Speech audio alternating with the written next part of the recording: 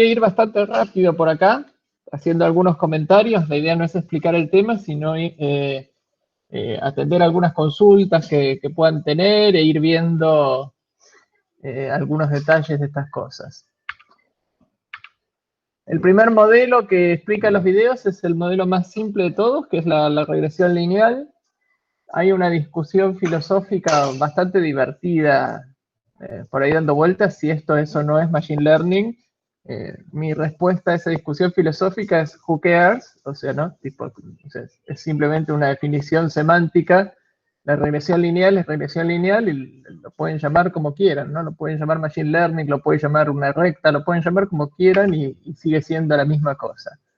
La idea es, ya la conocen, ajustar una recta a un montón de puntos. Esto se puede usar esto se usa exclusivamente para problemas de regresión, donde i, el valor del eje y, es el número que queremos predecir. Esto es algo muy simple, ¿no? Fíjense que acá tenemos la hipótesis de la regresión lineal, la función hipótesis, en donde tenemos los parámetros son los coeficientes, esos θ que están ahí, y x es el input, ¿sí? Entonces el producto interno de los parámetros por el θ más el término independiente es el que nos da el valor, la predicción de la regresión lineal. Un truco muy común acá que tienen que tener en cuenta es que con los términos independientes son medios molestos, ¿no? Porque si no fuera por el término independiente, yo puedo expresar los parámetros como un vector, el input como otro vector y simplemente calcular el producto interno entre esas cosas. Para poder hacer eso y no tener que quedar con un producto interno más un término independiente, lo que pueden hacer es agregarle un coeficiente ficticio al input, que siempre es 1, y agregar el término independiente como un elemento más del vector θ, como un parámetro más. Como siempre va multiplicado por 1, eso suma o resta según el valor del parámetro y actúa efectivamente de término independiente. Entonces, siempre nos podemos deshacer, entre comillas, del término independiente con ese truco de agregarle un 1 a los inputs, a los vectores con los datos. Bueno, la idea de la regresión es minimizar el error, obviamente. La forma en que se suelen optimizar estos problemas, acuérdense que la tarea de entrenamiento es resolver un problema de optimización.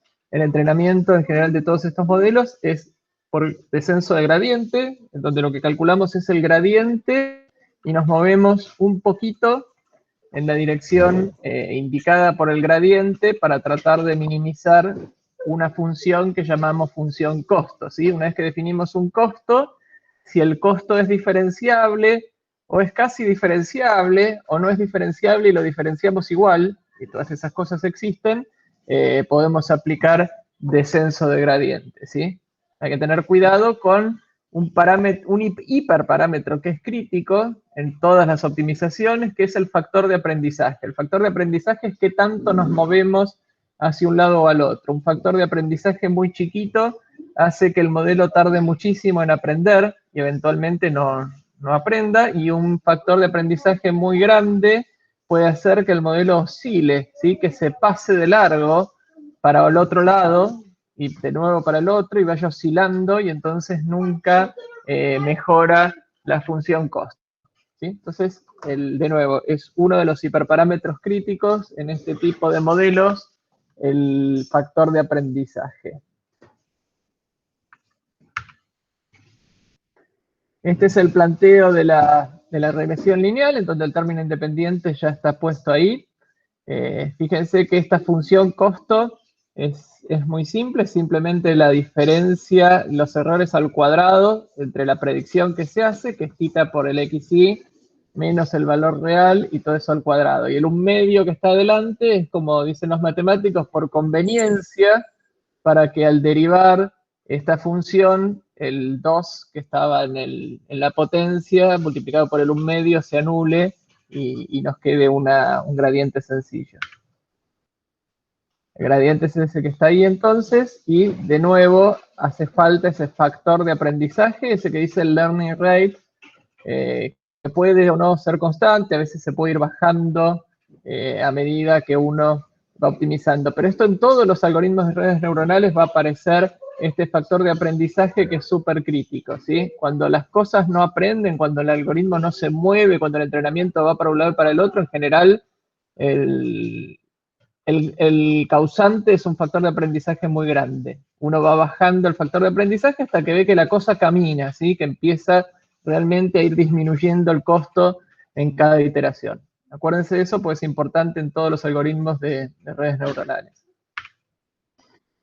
Fíjense que una regresión se puede plantear también como un grafo, donde tenemos todos los parámetros titas, que son los coeficientes, multiplicados por los distintos elementos del input, y acuérdense que podemos agregar un tita más para el término independiente y un 1 como un input más para hacer las veces de término independiente.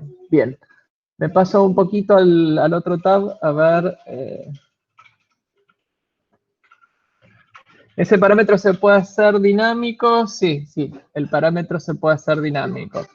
Hay varias bibliotecas que de hecho te lo hacen dinámico al factor de aprendizaje y lo van disminuyendo a medida que avanzamos.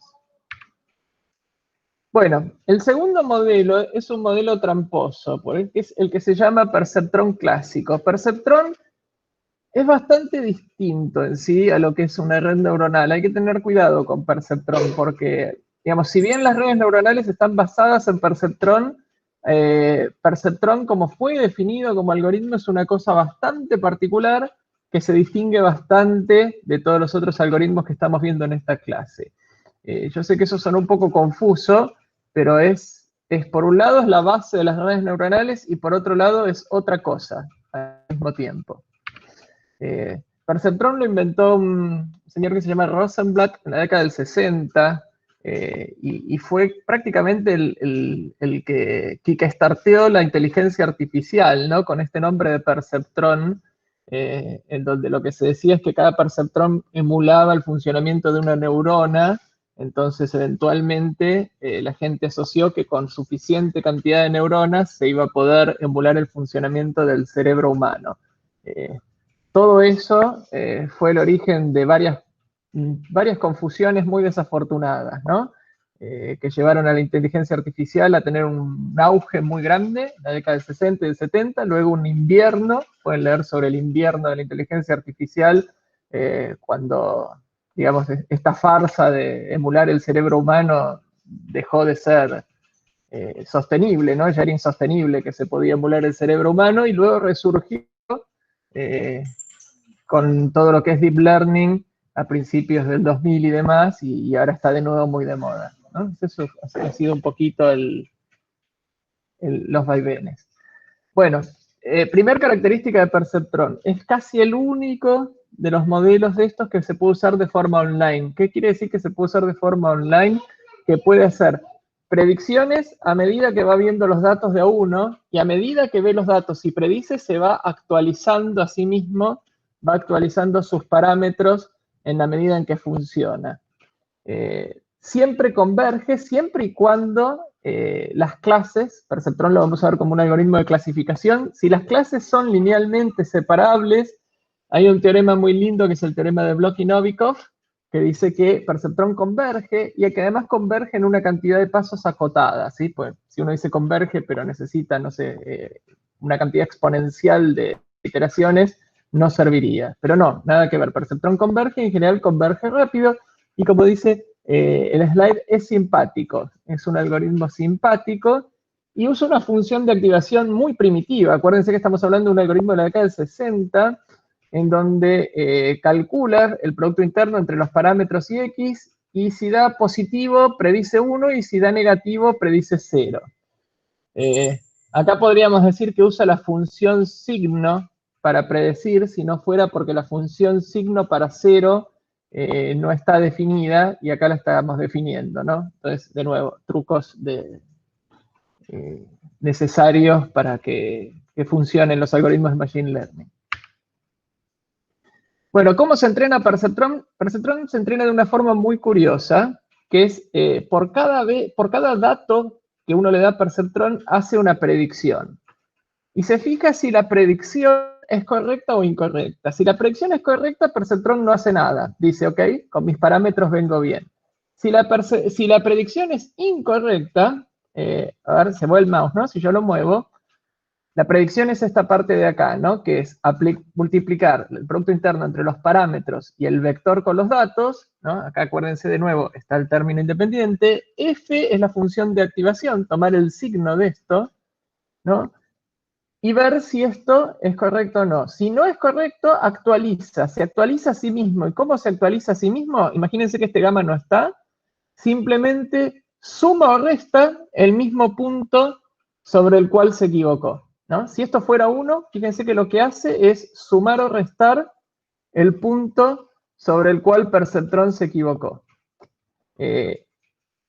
No hace falta que el factor de activación, que el parámetro este de aprendizaje, este gamma o alfa, o como lo quieran llamar, sea un número chiquito en perceptrón. Converge igual si acá ponemos un 1. Lo único que por ahí necesitamos más pasos, ¿sí? Con un factor de aprendizaje más chico, perceptrón a veces converge más rápido, pero no es necesario para la convergencia, puede ser 1. Entonces, de nuevo, lo que hace perceptrón es a los parámetros, puede empezar con parámetros al azar, y luego por cada punto que intenta clasificar, suma o resta el punto a los parámetros según clasifique bien o mal. Es un algoritmo bastante sencillo. Lo que hace es esto que está acá en la transparencia, ¿no? Va a tratar de aprender, ¿no? Se fija, por ejemplo, acá tenemos un perrito y un gatito que están bien clasificados. Cuando viene otro perrito, si lo clasifica mal, se ajusta. Y de esta forma va ajustando la separación entre las clases hasta lograr la convergencia. Yo, por un lado, tengo una demo de perceptrón. Hay muchas demos de perceptrón. Yo encontré una muy mala. Pero bueno, por lo menos, no sé, les muestro esta. Si le doy L mientras presento un slide, se convierte el mouse en un puntero con trazo. Ok, gracias por el dato, ahora lo voy a probar eso. Vamos a ver este pequeño demo de perceptrón. Acá lo que hay que hacer es poner puntitos azules y poner puntitos verdes, ¿no? Entonces pongo este puntito rojo, perdón, acá. Y fíjense que si yo sigo poniendo puntitos rojos, perceptrón no hace nada. Esta es la recta, de nuevo. Ojo cuando grafican las rectas de perceptrón, porque los parámetros de perceptrón, el θ de perceptrón, es la recta que es perpendicular a la separación, ¿sí? Porque uno, ¿cómo separa? Hace el producto interno entre los parámetros y el vector y define si eso es positivo o negativo. Ese producto interno equivale a proyectar sobre la perpendicular de esto y ver si estoy de un lado o del otro, ¿sí? Espero que se entienda eso, porque es importante, porque esta recta no es la definida por los parámetros de perceptrón, sino que esta es la perpendicular a la recta que definen los parámetros, lo cual tiene sentido si lo piensan como yo lo dije. Bueno, vamos a ponerle algunos puntitos verdes, todo bien, ven, perceptrón no hace nada. No importa dónde le ponga los puntitos verdes, no hace nada. Ahora, si yo le pongo un puntito verde acá, perceptrón va a decir, ah, esto está mal, y se actualiza, ¿ven? Se va actualizando y siempre que sean linealmente separables va a converger a algo. Por ejemplo, si le doy otro punto acá, va a decir, ah, esto lo tengo que poner. Acá ya no son linealmente. ¿Qué pasó? Esto está mal. ¿Por qué no? ¿Por qué quedó este punto acá? ¿Qué te pasa, perceptrón? ¿Qué sucedió ahí? No, bueno, está medio extraño, ¿no? Esto tiene un learn medio reta, ¿no? Esto se puede editar. Bueno.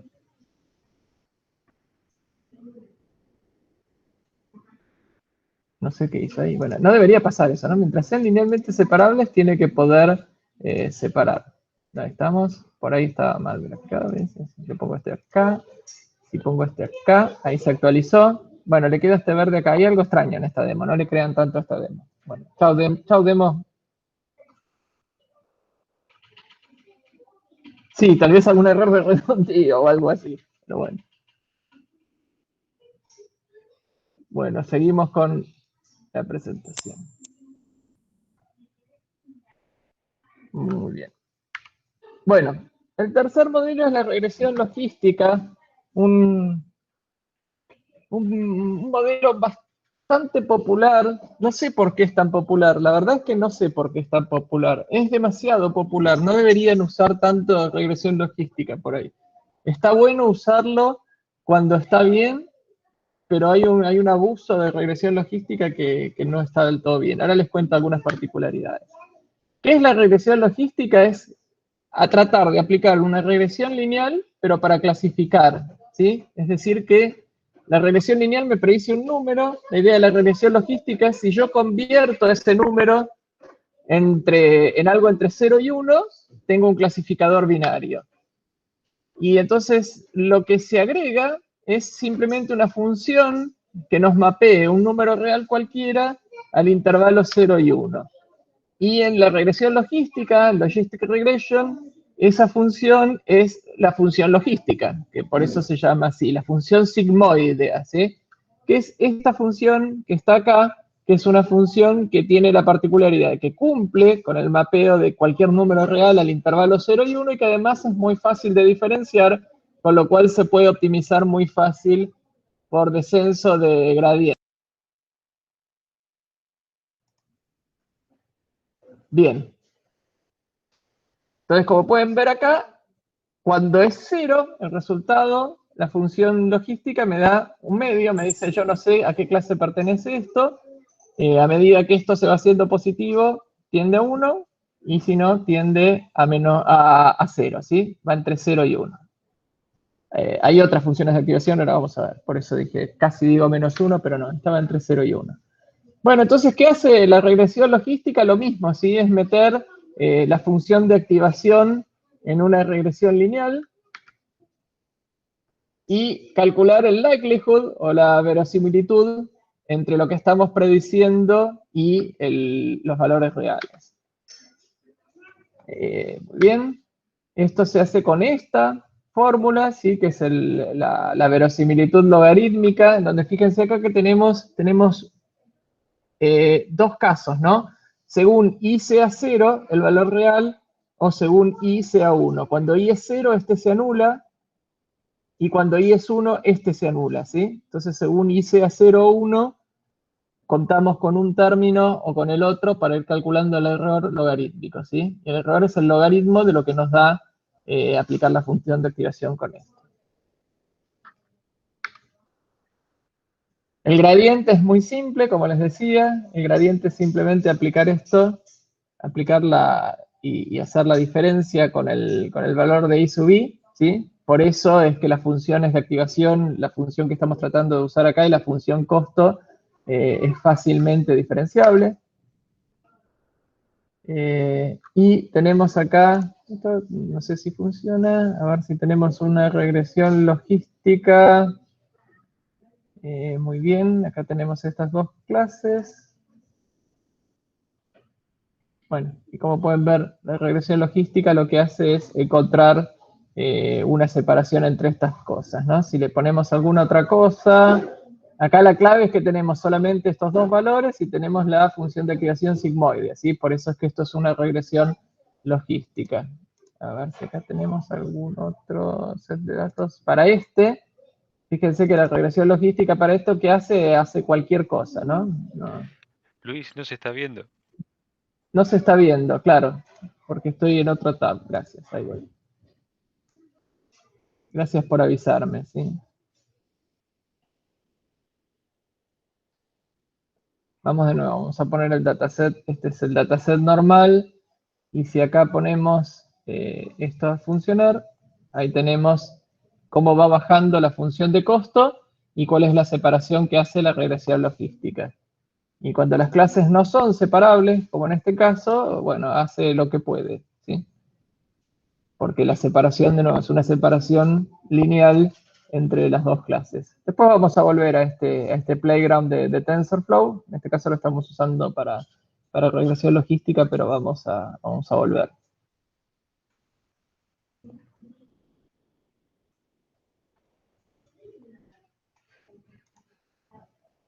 Bien. Bueno, acá tenemos en el mismo formato que antes, en formato de grafo, la regresión logística, en donde de nuevo tenemos el producto interno entre este vector de parámetros θ y el vector que tiene los datos de entrada. Acuérdense, de nuevo, podemos agregar un tita más para el término independiente y un 1 acá. Y la diferencia es que a la salida de esto, que es un número real, le aplicamos la función logística y eso nos da un número entre 0 y 1. ¿Sí? Esta es la función que introduce una no linealidad a partir del resultado de esto que es simplemente un producto interno. ¿Sí? Entonces acá tenemos la regresión logística en formato de grafo.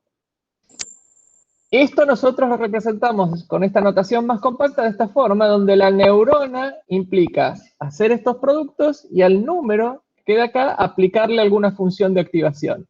Que en el caso de la regresión logística, de nuevo, es la función sigmoidea, y en el caso de las redes neuronales pueden ser distintas funciones de activación. Pero con esto entienden básicamente el concepto de neurona en una red neuronal. Es simplemente esto por esto, más esto por esto, más esto por esto, más esto por esto, más esto por esto, y a eso le aplicamos la función sigmoidea y eso me da el output de la neurona. Cosas importantes es, esta parte es lineal, esta parte es no lineal. ¿Sí? Bueno, para cerrar la regresión logística, ¿cuándo se usa la regresión logística en general?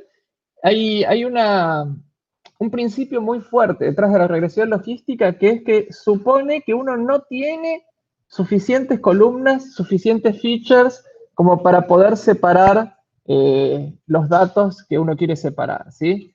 Entonces, debería usarse cuando tenemos pocas columnas y muchos datos y no tenemos una forma de crear nuevos features, de crear columnas. Ahí es cuando la regresión logística tiene sentido y puede funcionar muy bien.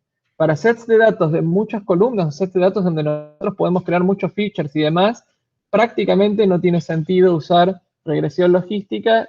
Sin embargo, hay gente que lo usa, pero en general, para esos casos siempre hay algo que funciona mejor. Por eso digo que no tiene sentido usarlo, ¿no? ¿Para qué va a usar uno algo si sabemos que a la vuelta de la esquina seguro hay algo mejor? Entonces, de nuevo, cuando tenemos muy pocas columnas y tenemos muchos datos, este es un método, un modelo rápido y que funciona bien. Pero hay que tener siempre en cuenta esa hipótesis tan fuerte de la regresión logística. ¿Sí? La suposición de que uno no tiene suficientes columnas como para poder separar bien los datos. Bien. Nuestro siguiente modelo es una extensión de esto para el caso en el cual no tenemos dos clases, sino que tenemos n. Y cuando tenemos n clases, la función que vamos a usar es una función softmax. La idea de la función softmax es tener como salida un vector de n posiciones, donde cada posición es un número entre 0 y 1, y todos los n números suman 1. Es como una pequeña distribución de probabilidades.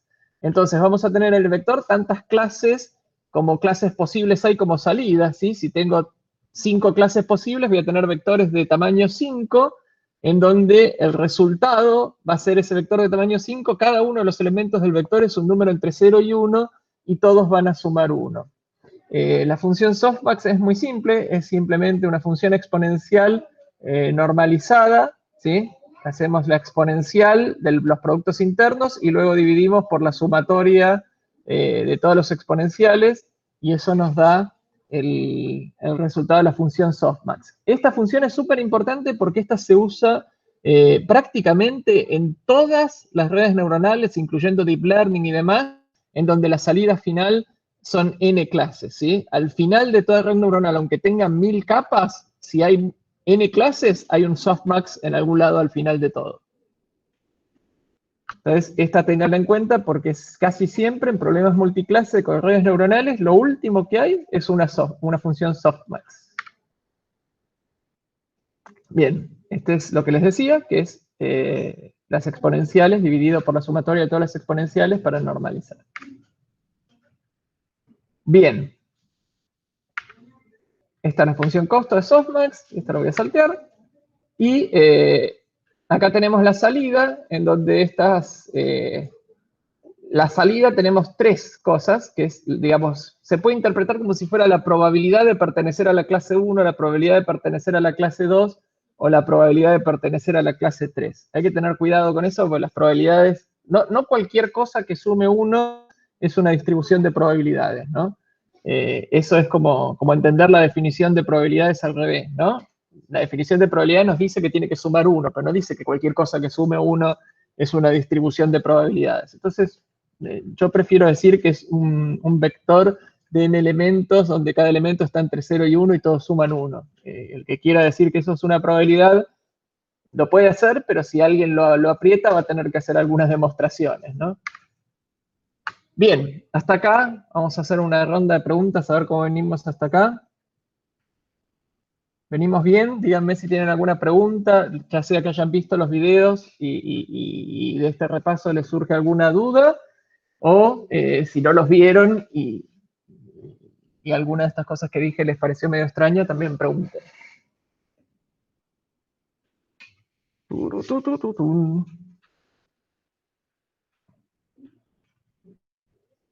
Bueno, por ahora no hay preguntas, seguimos por acá. Bien, ¿qué es perceptrón multicapa? Perceptrón multicapa no es más perceptrón, sino que es un conjunto de perceptrones, y al mezclar perceptrones dejan de tener las propiedades mágicas de perceptrón, ¿sí? Esto ya es una red neuronal. O sea, un perceptrón multicapa es una red neuronal. ¿Cuál es el problema? El problema que queremos resolver es cómo separamos cosas que no son linealmente separables, ¿sí? Por ejemplo, si tenemos este set de datos, no hay ninguna separación lineal que nos ayude, ¿sí? Entonces, tendríamos que encontrar de alguna forma una separación acá no lineal.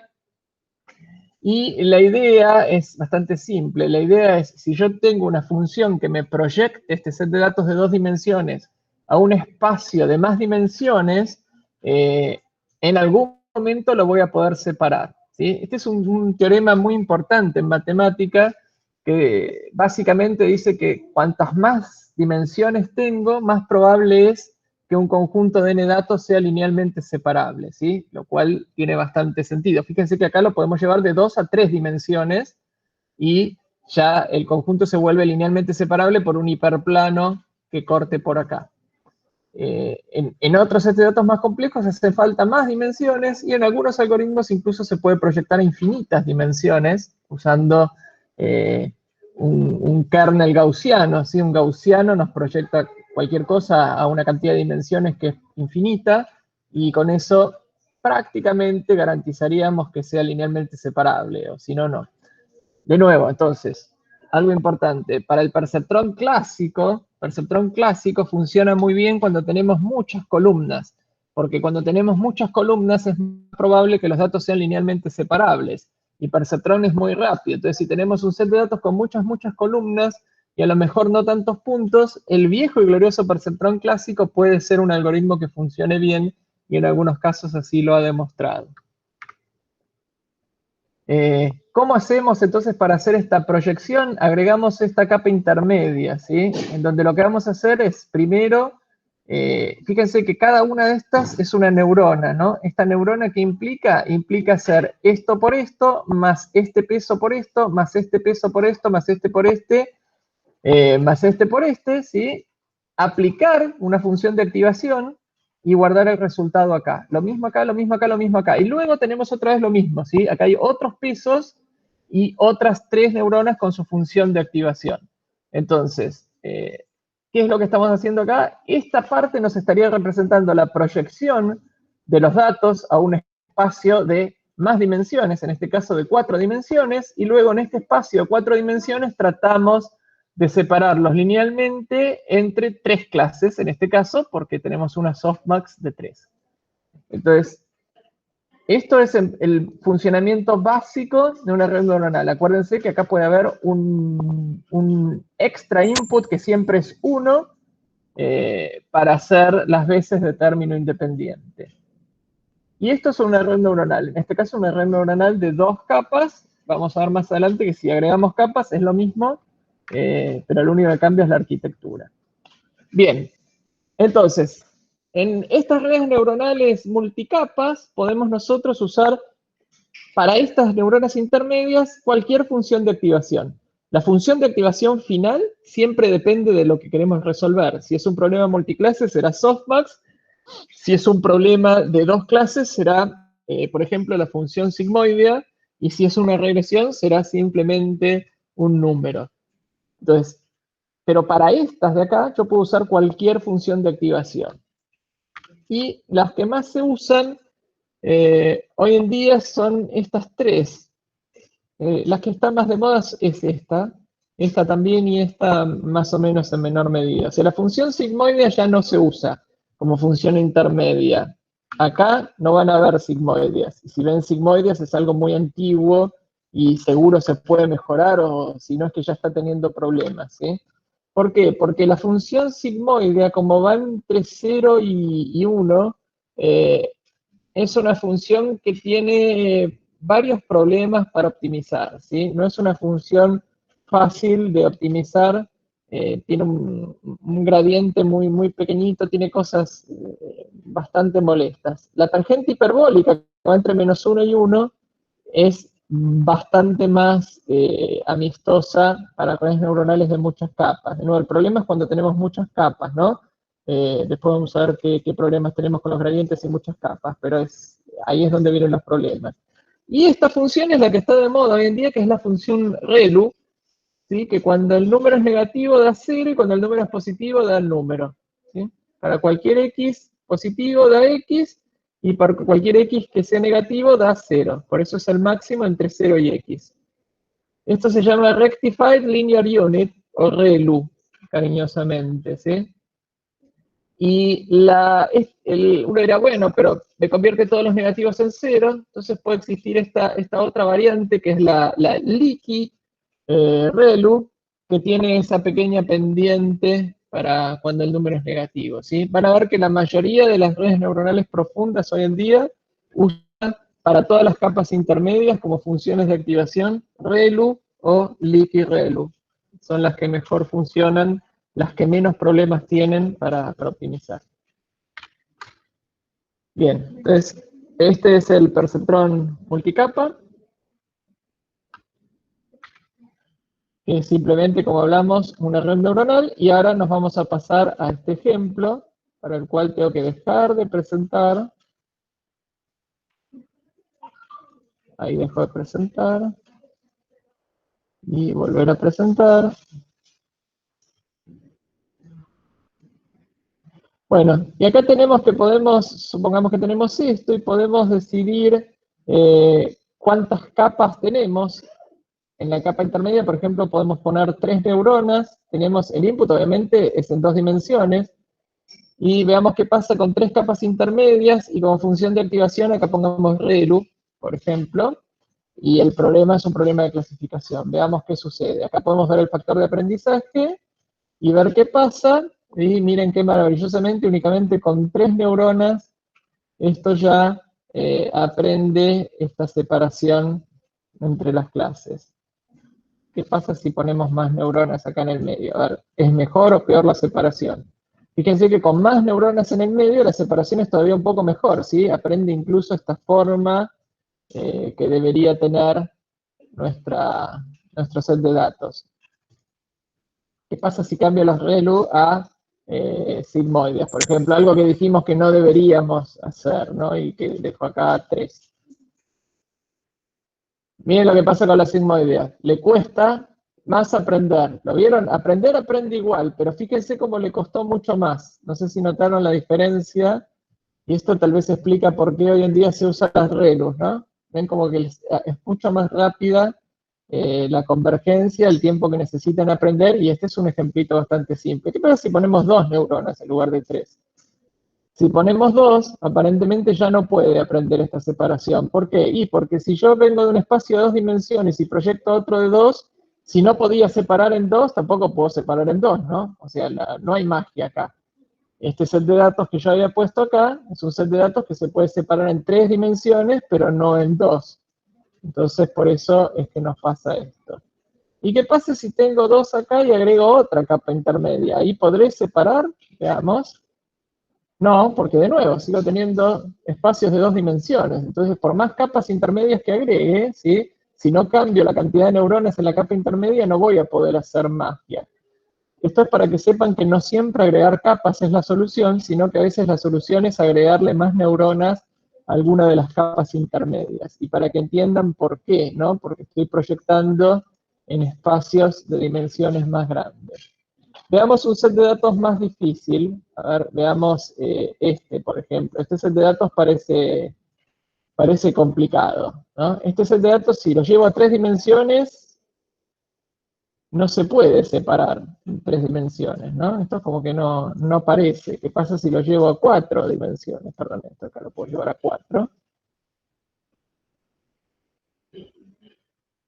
Parece también tener problemas.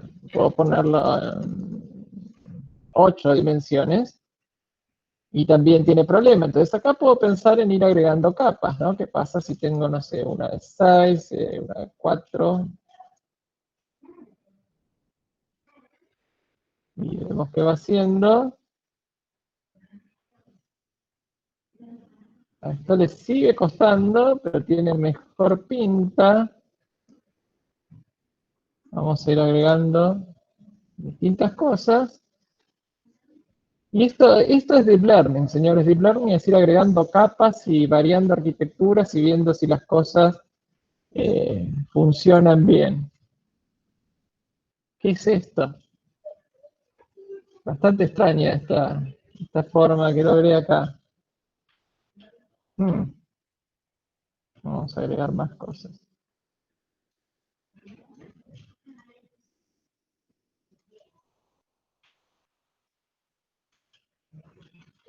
Acá, cada vez que aumento estas cosas, le estoy dando a la red neuronal mayor capacidad expresiva, ¿sí?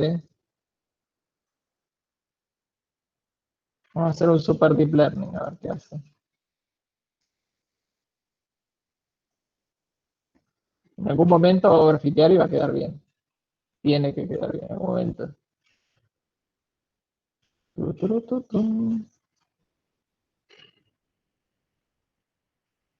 Va a tardar en aprender, pero miren ahí a la derecha como bajando la función de costo y ahí, ahí va queriendo.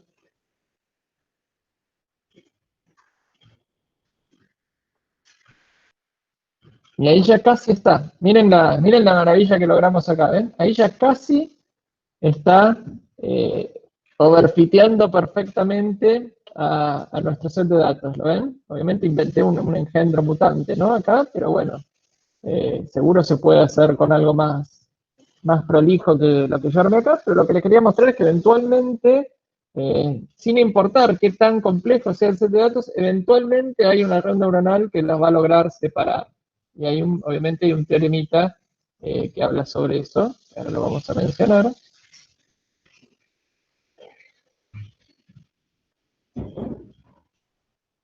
¿Qué pasa con menos neuronas y más features? Con más features ya tenés los datos en más dimensiones, entonces si los datos ya te vienen en más dimensiones, suele ser más fácil de separar linealmente. Entonces, si tenés más features, por ahí necesitas redes un poco menos complejas como esta que está acá, pero no siempre, ¿no? Depende. Si la última tiene pocas neuronas, ¿se pierden dimensiones de las capas anteriores? Sí y no, porque ya tenías las dimensiones en algún momento, ¿no? Entonces ya llegás con una representación que en algún momento estuvo en un espacio de más dimensiones. Si en algún momento fue separable, después debería poder seguir siendo separable, ¿sí? Pero debería llegar, en algún momento tenés que proyectar, separar y después tal vez podés volver a proyectar a 2 dimensiones, ¿no? Es como proyectar hacia un espacio y hacia el otro, podés ir y venir, ¿no? Yo puedo proyectar de 3D a 2D y de 2D volver a 3D, ir y venir, y cambiar la forma en 3 dimensiones, de forma tal que cuando proyecto en 2 me vuelva a quedar separable. Sí, siempre es posible. No sé si se entendió lo que dije, pero esa es la idea. Una vez que yo proyecté un espacio de más dimensiones, puedo proyectar de una forma distinta al espacio de 2 dimensiones, de forma que ya me queden las cosas separables. Voy a presentar de nuevo la presentación. Bueno, esto es lo que hablábamos. El teorema de aproximación universal dice que con una sola capa oculta de suficiente número de neuronas, o sea, proyectando en un espacio de suficientes dimensiones, podemos representar cualquier función, ¿sí? Entonces, por este teorema, un perceptrón multicapa tiene que poder separar cualquier set de datos, lo cual no quiere decir que sea perfecto para cualquier problema de clasificación, ¿sí? Esto simplemente dice que puede overfitear a cualquier set de datos. Recuerden que overfitear no es sinónimo de clasificar bien. O sea, lo que estamos diciendo acá es que con suficiente capacidad expresiva una red neuronal puede memorizar cualquier cosa, lo cual es bastante intuitivo, pero no queremos que memorice, sino que queremos que pueda generalizar, que pueda aprender a partir de los datos de la forma más compacta posible clasificarlos. Bueno, ¿cómo se entrena una red neuronal? Paso rápido porque este no es tema de nuestra materia, hay otras materias en las cuales van a ver redes neuronales en detalle y cómo entrenarlos, ¿sí? Pero la idea es muy básica, el forward pass, la pasada hacia adelante, es la que me va calculando los valores de las distintas neuronas y luego de las neuronas finales. Y en base a los valores de las neuronas finales yo puedo calcular el error, la diferencia que hay. O sea, si esto da 0,6, esto 0,3 y esto 0,1, y mi verdadero valor era 1, 0 y 0, porque la clase era 1, acá le erré por 0,4, acá le erré por 0,7, acá le erré por 0,9, y esos valores, esos errores los puedo propagar de nuevo hacia atrás. Ese algoritmo que propaga los errores hacia atrás y va ajustando los pesos de acá en función de esos errores, es el algoritmo de backpropagation, ¿sí? Que no es para nada difícil, pero lleva un tiempito entenderlo. Es muy parecido a simplemente derivar por regla de la cadena hacia atrás, ¿sí? Si ustedes que tienen buena base de la regla de la cadena, no van a tener ningún problema en entender backpropagation. Es muy probable que jamás les toque programar backpropagation. Yo lo hice únicamente en cursos y por ahí a ustedes les pasa lo mismo en los cursos de Machine Learning. En algunos les hacen programar backpropagation. No es difícil. Lo que es difícil es debuguear backpropagation. Si se mandan algún error, como me mando yo a veces, es difícil de debuguear. El truco es tener a mano el gradiente numérico. El gradiente numérico es una versión, es poder calcular el gradiente de forma numérica que es muy ineficiente, pero es muy fácil. Entonces, con el gradiente numérico es muy fácil calcular si el gradiente que uno está calculando, el gradiente analítico, está bien o está mal. Ese es el único truco. Pero es para debuguear, ¿no? Si uno usa el gradiente numérico para implementar backpropagation, las cosas van a tardar siglos. Bueno, ¿preguntas hasta acá?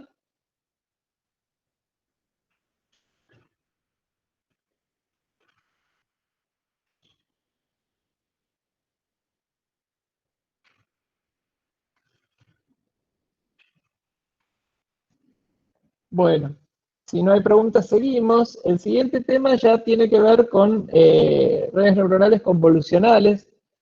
Estas redes están muy de moda para todo lo que tiene que ver con procesamiento de imágenes y, en cierta medida, también con texto. Ustedes dirán que tendrá que ver una imagen con texto, ¿no? No puede haber algo que junte las dos cosas en una misma oración, pero después vamos a ver que sí. ¿Qué hacen las redes neuronales convolucionales? Tratan de aprender una forma de representar los datos para luego poder clasificarlos. Para hacer eso voy a hacer una pequeña introducción a cómo se clasificaba imágenes antes de que existieran las redes neuronales convolucionales, ¿no? Supongamos que lo que yo quiero es clasificar acá, no sé, si el gatito tiene los ojos abiertos o cerrados o algo por el estilo, o si algo es gatito o es perrito, o cualquier problema de clasificación de imágenes. Lo que se hacía antes era decir, bueno, yo tengo algoritmos que me permiten clasificar en base a un vector de features. Entonces, el problema se reduce a partir de una imagen, extraer un vector de features. ¿Y qué se hacía? Bueno, se empezaban a armar esos features de forma artesanal. Por ejemplo, puedo tener algún feature que sea el promedio del canal rojo de la imagen. Puedo tener otro que sea el promedio del canal verde, otro que sea el promedio del canal azul, otro que sea, bueno, en la zona del medio de la imagen, cuántos píxeles hay de más de tal intensidad. Otro que sea, bueno, si yo a la imagen le aplico tal filtro, un filtro de Sobel o lo que sea, ¿cuál es el resultado? Y eso me da otros números más. En definitiva, la gracia de la clasificación de imágenes era todo este proceso artístico por el cual yo podía convertir una imagen en un vector para luego aplicar algún algoritmo de los tradicionales. Podía ser un perceptrón multicapa, un SVM, en esa época, en la época que se hacían estas cosas, estaban de moda los SVMs, cualquier algoritmo de, no sé, KNN incluso, si tuviera pocos datos, ¿sí? Cualquier algoritmo de clasificación que partiera a partir de vectores. Esa forma de extraer features a partir de las imágenes es lo que conocemos como filtros, ¿sí? Un filtro lo que hace es tomar una imagen y devolverme un número o un conjunto de números. Eso es un filtro, ¿sí? Es vectorizar una imagen. La gracia de las redes neuronales es aprender cuáles son esos filtros. En lugar de tener que diseñarlos artísticamente la persona que está construyendo el modelo, la red neuronal tiene la capacidad de aprender ella misma cuáles son los filtros que le conviene usar. Y básicamente hay dos tipos de filtros que se combinan en una red neuronal. El primero es una convolución, ¿sí? En donde una convolución es tomar un filtro de un cierto tamaño, en este caso, por ejemplo, de 3×3, e ir aplicándolo en la imagen, ¿sí? Y lo que calculamos es, fíjense, es 2×1, más 4×2, más 3×9, menos 2×4, más 7×1, más 4×4, más 1×2, más 1×-5, más 2×1, eso debería dar 51, que es nuestro primer feature, por así llamarlo. Ahora, este filtro lo puedo desplazar una casilla hacia la derecha y puedo calcular este valor, que es 4×1, más 9×2, más 3×1, menos 4×1, más 7×4, más 4×4, más 2×1, menos 5×2, más 9×1, y ese vendría acá. En definitiva, ¿cuántos features puedo crear? Dependen del tamaño del filtro, depende del tamaño de la imagen, depende de cuántos pasos me desplazo, a cuánto me muevo, qué cantidad de píxeles desplazo el filtro, es lo que se conoce como stride. El stride es el desplazamiento del filtro, y a veces depende también de si yo le agrego padding o no a la imagen. ¿Por qué querría yo agregar padding a la imagen? Y, por ejemplo, en este caso, este filtro de 3×3 sobre esta imagen de 5×5, fíjense que me va a dar un resultado de 3×3. ¿Por qué? Porque me muevo acá, me muevo acá, me muevo acá y ya no puedo, ¿sí? O sea, solo tengo 3 desplazamientos posibles hacia la derecha y hacia abajo. Si yo quisiera que mi resultado tuviera el mismo tamaño que la imagen, es decir, de algo de 5×5 pasar a algo de 5×5, lo puedo hacer simplemente padeando con ceros esta imagen tantos píxeles como necesite, ¿sí? Entonces, eso es lo que se llama una convolución same. Same porque es del mismo, me queda de la misma dimensionalidad de la imagen. Entonces, cuando en algunos modelos de redes neuronales convolucionales vean la palabra same, quiere decir que le están pidiendo al modelo que padee automáticamente para que si tenía algo de n por n, luego de aplicar el filtro, me quede de n por n. De nuevo, ¿la gracia cuál es? La gracia es que yo le voy a definir a la red convolucional cuántos filtros usar, porque puedo usar más de uno, y el tamaño de los filtros. Por ejemplo, le puedo decir usar 10 filtros de 3×3. Y la red neuronal lo que va a aprender es estos parámetros, los números que tiene que poner en este filtro. O sea, va a aprender los filtros que necesita usar para clasificar bien. Este es el gran poder de las redes convolucionales. Primero, porque no tengo que diseñar los filtros a mano. Y segundo, porque los filtros no tienen una gran cantidad de parámetros. Fíjense que en un filtro de 3×3 solo hay 9 parámetros para aprender. ¿Y por qué es importante esto? Y porque uno diría, bueno, momento, Luis, si yo tengo una imagen, y una imagen se puede ver como un vector o una matriz, ¿no? Si tiene n canales. Yo podría directamente construir una red neuronal en donde esto lo aplasto como si fuera un vector y me armo una red neuronal común. ¿Por qué no puedo tomar esto como un input común y armar una red neuronal común? Y la respuesta es que las imágenes tienen tantos píxeles que las redes neuronales comunes tendrían tantos parámetros que overfitearían y sería casi imposible evitar que overfiteen y serían casi imposibles de entrenar. Necesitaríamos cientos de miles de millones de imágenes para que una red neuronal, un perceptrón multicapa directamente aplicado sobre la imagen, no overfitee. Entonces, las redes convolucionales tienen esa segunda ventaja. No solo no tengo que aprender los filtros, sino que la cantidad de parámetros es acotada, porque lo único que tiene que aprender la red es el valor de los filtros. Pregunto si sobre esto hay alguna duda. Ahora seguimos con redes convolucionales, pero díganme si se entendió esto, que es un poquito la idea de qué es una convolución y cuál es la gracia de estas redes convolucionales. Díganme si vamos bien.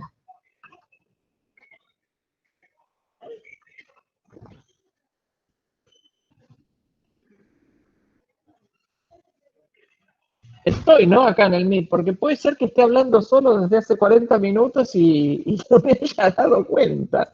Y sería bastante, bastante triste. Estoy, gracias Lucas, sí, sí. Bien, seguimos entonces. Bueno, ¿cuáles son los hiperparámetros a definir? ¿Cuántos filtros tengo que usar? El tamaño de los filtros, el stride, el paso, y si hay que usar padding o no. Estos son los hiperparámetros, y los parámetros son los valores del filtro, y es lo que aprende la red, ¿sí? Fíjense qué lindo este slide, cómo sumariza lo que hablamos recién, ¿sí?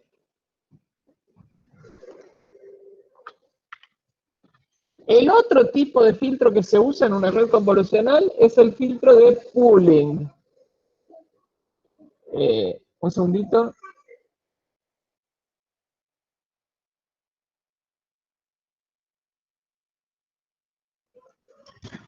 Bien, entonces, ¿qué es pooling? Pooling es muy simple. Pooling es agarrar también, desplazar un filtro, por ejemplo, de 2 por 2 y tomar el máximo valor de estos 4 valores que hay acá. Por eso esto da 6, 8, 3 y 4. ¿Sí? Es muy simple la etapa de pooling. Fíjense que funciona de una forma muy sencilla. Y la etapa de pooling tiene dos trucos por los cuales se usa. Pues uno dirá, ¿y por qué usamos pooling?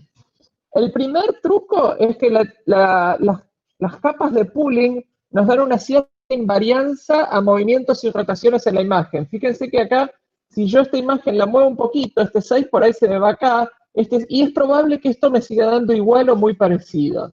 Entonces, el pooling me da esa invarianza a rotaciones y movimientos en la imagen, que en clasificación de imagen es algo muy deseable, ¿no? Porque yo quiero que la imagen, si se movió un perrito que se mueve un poco, sigue siendo perrito, y esto me permite eso. Y el segundo gran truco es que no tiene parámetros, no hace falta aprender nada. Fíjense que hay que aprender para aplicar pooling, nada. ¿Sí? No agrega ni un parámetro que tenga que aprender la red convolucional. Entonces, ¿qué es una red convolucional? Es una combinación de etapas de convolución y de pooling, ¿sí? Por eso son en general redes profundas, ¿sí? En donde tenemos una etapa de convolución, una etapa de pooling, otra etapa de convolución, otra etapa de pooling. Y luego, al final de todo esto, hay un perceptrón multicapa. Hay alguna capa fully connected, o puede haber más de una.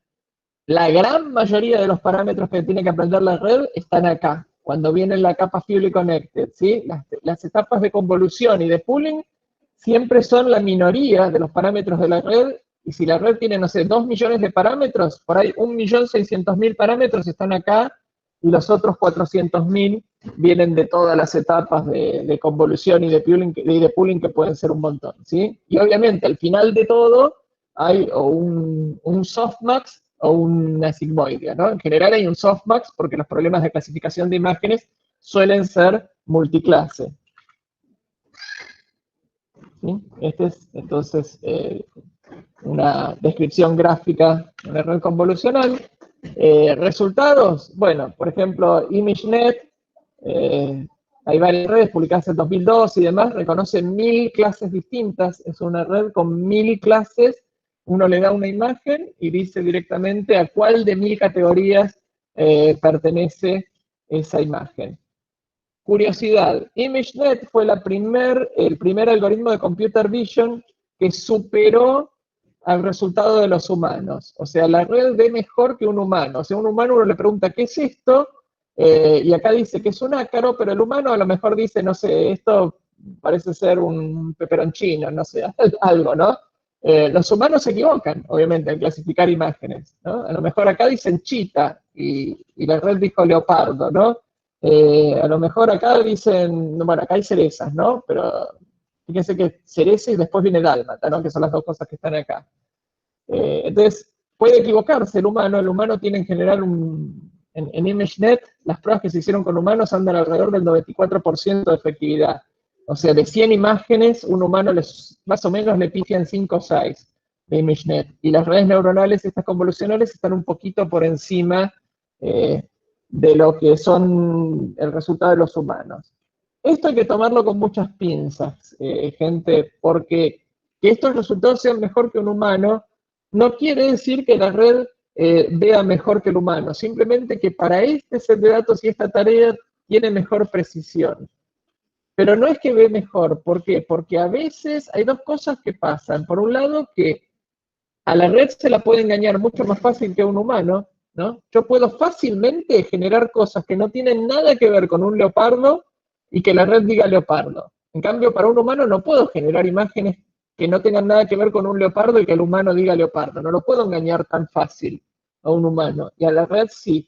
O sea, es muy fácil construir un modelo adversarial para una red, es muy difícil para un humano. Y el segundo detalle es que las redes, los fallos de las redes suelen ser a veces catastróficos y los humanos nunca se equivocan de forma catastrófica. O sea, si un humano ve una nube, nunca se lo va a confundir una nube con un camión de color blanco, ¿sí? Que fue lo que pasó en un famoso choque de uno de los autos de Tesla. Entonces hay que tener cuidado, ¿sí? No podemos decir, bueno, si el auto chocó, el humano también hubiera chocado porque las redes ven mejor que los humanos. Eso es una falacia en donde lo que estamos diciendo no es cierto, ¿sí? Sí, por ahí alguien pregunta si es cierto, sí, hubo un caso,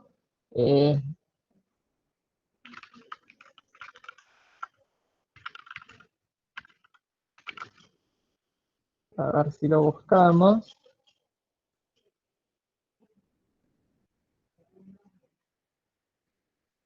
Ahí les muestro rápido.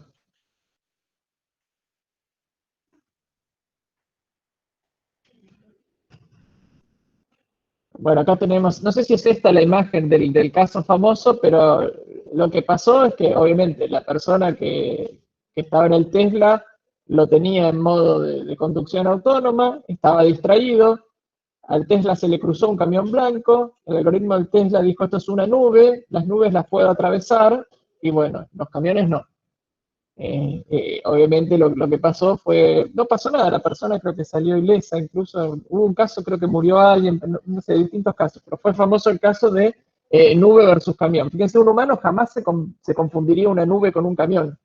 Entonces hay que tener cuidado cuando uno dice los algoritmos ven mejor que los humanos. Pues las fallas a veces pueden ser mucho más catastróficas. ¿Cómo lo atravesó desde el techo? No sé si esa fue la foto, yo la busqué en Google rápido ahora, pero es que el camión como que se le cruzó en la autopista y lo chocó al medio. No sé si ese es el caso, Nicolás, realmente probablemente no sea ese el caso, probablemente haya más de uno. Yo lo busqué rapidito en Google y encontré esa foto simplemente para mostrar, hay más de un caso. Me acuerdo que el caso era en una autopista, el camión se cruzó y el Tesla lo quiso atravesar, que además es peligroso, ¿no? Porque cuando uno se confunde un camión con una nube, el auto ni siquiera trata de frenar, el humano por lo menos frena, por más errores de conducción que tenga, el humano no va a ignorar completamente un camión por más blanco que sea. Por ahí lo viste tarde, por ahí estabas distraído, pero cuando te lo llevas puesto seguro venís frenando. El Tesla venía, si venía a 60 se lo llevó puesto sin siquiera intentar frenar. Es un poco la peligrosidad de eso.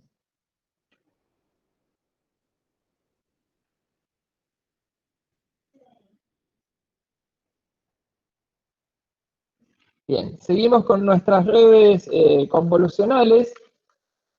Las redes también se pueden usar para textos, porque hay varias cosas de los filtros, así como aplicamos filtros e imágenes, los podemos aplicar a las distintas palabras o a los distintos caracteres de un texto.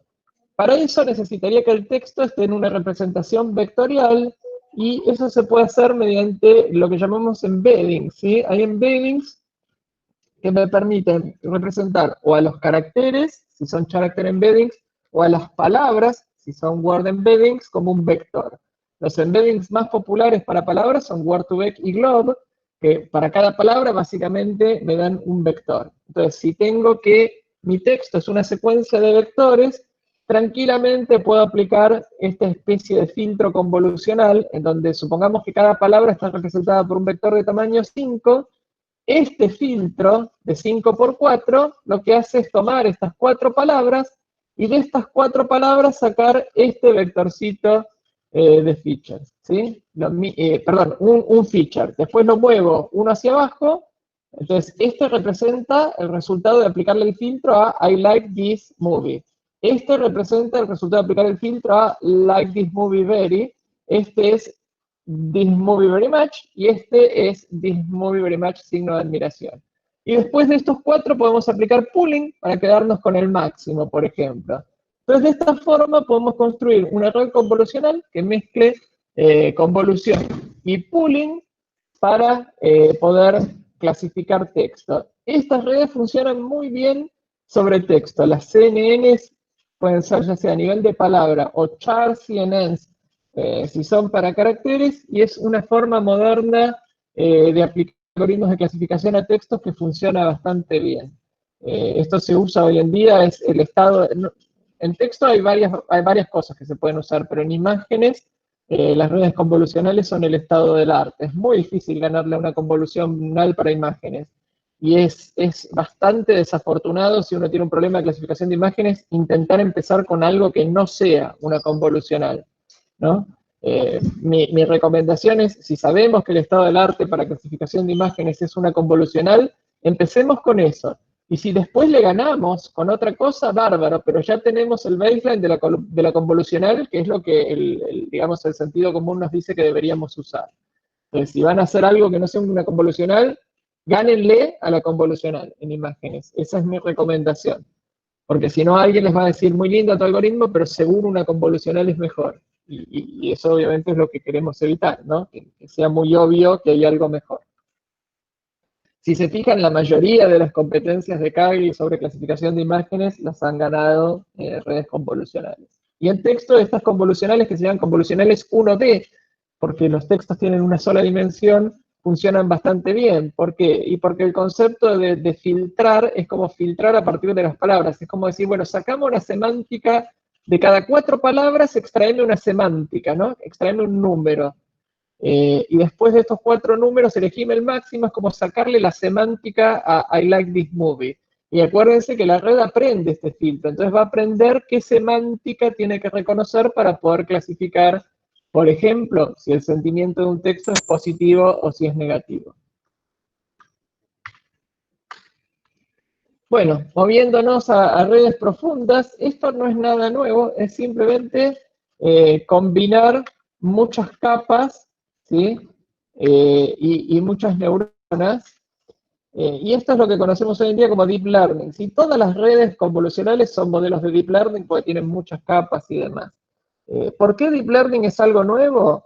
Porque existían problemas numéricos antes que hacían que sea muy difícil optimizar redes profundas. Los 2 problemas más comunes eran el problema del desvanecimiento del gradiente, este que acá dice vanishing gradient, o el problema de explosión del gradiente. El problema del desvanecimiento del gradiente, ¿en qué consiste? En que una vez que una neurona se apaga, una vez que es 0, ya no se prende nunca más. Entonces, a medida que yo voy aplicando backpropagation, las neuronas se me empiezan a morir y el algoritmo va perdiendo capacidad expresiva, ¿no? ¿Por qué pasa eso? Y porque los gradientes, al ir propagándose, se van haciendo cada vez más chicos y llega un momento en que numéricamente son 0. Y una vez que eso pasa, la neurona se apaga. GPT-3 usa convolucionales, no sé si usa convolucionales sobre texto, no sé qué usa GPT-3. Es una buena pregunta, por ahí alguien puede indagar ahí. Y el otro problema era el de explosión de gradiente, ¿no? Que es el opuesto. El gradiente me da como overflow y me dan resultados, oscila la red y da resultados insólitos. Con las mejoras en los algoritmos de optimización, como Adam y otros algoritmos de optimización que son muy eficientes, y el uso de ReLU y un montón de trucos más, es que se pudo empezar a entrenar estas redes profundas y ahí es donde Deep Learning cobró significado. No es que no existía antes existía, pero era imposible implementarlo, hoy en día se puede hacer. Acá tenemos un ejemplo de una convolucional típica, no sé si esta es LeNet o alguna de esas, pero hay varias convolucionales clásicas, ¿no? Como por ejemplo LeNet, BGG, ResNet, hay varias convolucionales que ya vienen programada la convolucional. Entonces muchas veces uno parte de una convolucional conocida o parte de las capas intermedias de una convolucional ya conocida. ¿Por qué? Porque es muy costoso entrenar las redes convolucionales, pero yo puedo usar redes ya entrenadas y especializarlas en mi problema. Esto es muy común, se llama transfer learning, en donde yo agarro una red ya entrenada, por ejemplo, una BGG o una ResNet, le agrego mis imágenes y a partir de ahí sigo, ¿sí? Porque si no, porque ¿qué pasa? Para entrenar uno de estos monstruos necesito millones de imágenes. Y muchas veces en el problema que nosotros queremos atacar no tenemos millones de imágenes. Entonces, ¿qué decimos? Decimos, bueno, ¿no puedo entrenar una convolucional? No, eso es falso. Puedo agarrar una convolucional ya entrenada, una ResNet, algo que aprendió todos los filtros necesarios para distinguir imágenes, y le digo, bueno, ahora aplicale eso que aprendiste a mis imágenes, y con eso distingamos, no sé, lo que sea que yo estoy tratando de clasificar con mis imágenes. Eso es muy, muy común hoy en día. Esto es para mostrarles más o menos cómo es una red convolucional hoy en día, que tiene una capa de 64 filtros de 3x3, luego otros 64 filtros de 3x3, luego tiene una etapa de pooling de 2x2, después tiene 128 filtros de 3x3, 128 filtros de 3x3, 256 de 3x3, 256 de 3x3, 256 de 3x3, otra vez pooling, 512 filtros de 3x3, 512, 512, otra vez pooling, otra vez convoluciones, otra vez pooling, y después tiene 3 capas Fully Connected de 4096 neuronas. Acá están todos los parámetros. ¿Por qué? Porque de acá a acá hay 4096 por 4096 parámetros. Y de acá a acá hay 4096 por 4096 parámetros, pues son todas las conexiones de todas con todas, ¿sí? Y esto es lo que va quedando, ¿sí? Fíjense que si empiezo de una imagen de 224 por 224 por 3, porque es en RGB, si aplico una convolución de 3x3 con padding, me puede quedar 224 por 224 por 64. ¿Por qué? Porque me queda la cantidad de filtros que yo usé. Entonces dirán, ¿y qué pasó con estos tres? El filtro de 3x3 automáticamente es de 3x3x3. O sea, automáticamente es un cubo de la cantidad de canales que tenga la imagen. Entonces, cuando acá dice 3x3, asumimos que es de 3x3x3. Entonces, si yo aplicara un único filtro acá de 3x3, me quedaría 224 por 224, ¿sí? Me aplastaría estos tres canales. Pero como son 64 los filtros, me queda 224 por 224 por 64. Y la etapa de pooling lo que hace, fíjense, como es pooling de 2, me reduce a la mitad la dimensionalidad. Me queda 112 por 112, en este caso por 128. ¿Sí? Bueno, y acá tengo los 128 filtros, por eso me quedan 128, 3x3, ¿sí? Después la etapa de pooling me reduce a 56 por 56, estos son 256, por eso acá estos 256, estos son 512, fíjense cómo se van achicando los cubos, van cambiando los tamaños, y cuando al final de todo me queda 7x7 por 512, lo puedo aplanar porque resulta ser que 7 por 7 por 512 es 4096. Entonces, este resultado del 7 por 7 por 512 lo aplano en un vector de 4096 posiciones y a eso le aplico estas capas Fully Connected. ¿Sí? Esto es la arquitectura de una convolucional clásica. Es importante entenderlas, ¿por qué? Porque en Keras, que es uno de los frameworks más clásicos, uno programa las redes indicándole esto precisamente. Uno le indica qué es cada capa. Le dice, bueno, acá pone 64 filtros de 3x3, acá pone 64 de 3x3, acá pone esto. Les voy a buscar un ejemplo de Keras. A ver, me fijo si no hay uno en la transparencia. Ahora me fijo. Tengo un ejemplo por acá.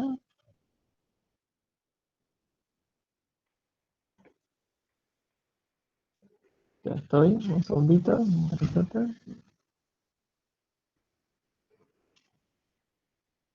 Ahora les muestro esto. Bien. Entonces, esto es un ejemplo de una convolucional clásica.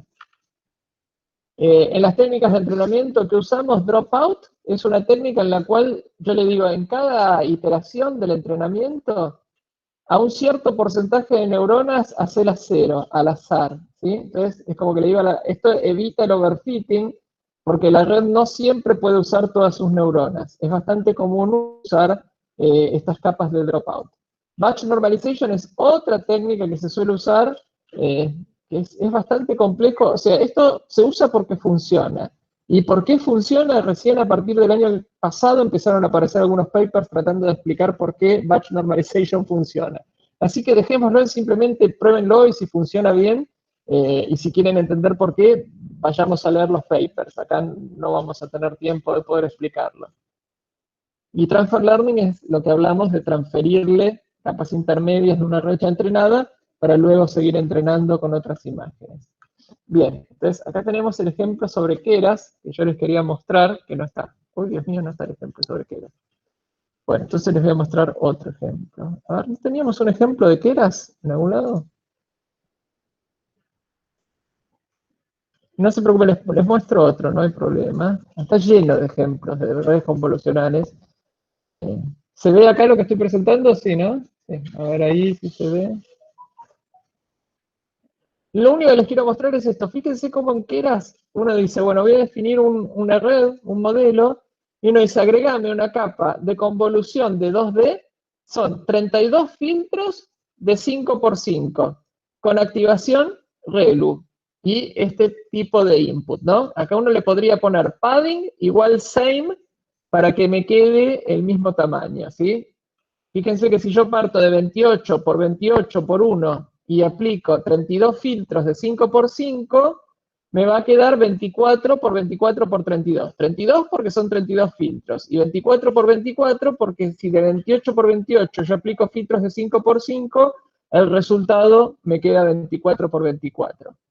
Luego le digo, bueno, agregame una capa de pooling de 2 por 2. Entonces esto me reduce a la mitad. 12 por 12 y me sigue quedando 32. Y acá, fíjense, Keras les dice cuántos parámetros se usaron.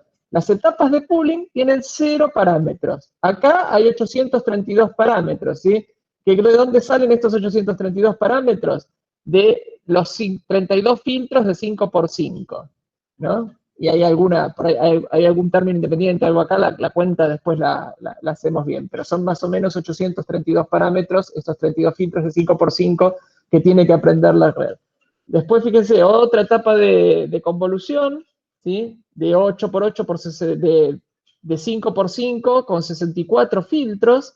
Entonces me van a quedar 64, ¿sí? Y si yo tengo 12 por 12 y aplico filtros de 5 por 5, me queda 8 por 8, por eso el resultado acá es 8 por 8 por 64. Acá hay 51.000 parámetros y después otra etapa de pooling y demás. Y podríamos agregar otra etapa fully connected y demás, ¿no? Lo que les quiero mostrar es cómo es, así nomás, se define la arquitectura en Keras de la red. Y fíjense, después hay una capa densa de 10 posiciones, que es un softmax, o sea que estoy haciendo una clasificación de 10 capas, ¿sí? Este es el modelo completo. Y esto es lo que el summary que les da Keras, les dice la arquitectura de la red y cuántos parámetros tienen en cada capa. Entonces, esto es lo que les quería mostrar porque la recomendación para todo lo que es Deep Learning, mi recomendación particular es que usen Keras, empiecen con Keras a definir modelitos y demás. Es bastante sencillo y se entiende muy bien. Lo que tienen que entender es qué es parámetro, qué es hiperparámetro y esas cosas. Y el objetivo de estas clases es que aprendan eso, ¿sí? Que cuando tienen que hacer algo en Keras sepan exactamente qué es lo que están tocando y qué es lo que está pasando. Bueno, este es un pequeño repaso de los videos. Obviamente los videos tienen mucho más detalle. Los que no los vieron, les pido por favor que no se queden con este repaso que yo hice. No digan, ah, bueno, ya acá los profes me hicieron un repaso, no me hace falta ver los videos. Por favor, miren los videos que tienen un montón de sustancia más del repaso que yo hice, ¿sí? Y para los que ya vieron, espero que les haya servido como resumen o para poder hacer preguntas. Díganme ahora si tienen alguna pregunta. Hoy es un poco más tarde porque tuvimos el parcialito, les pido disculpas.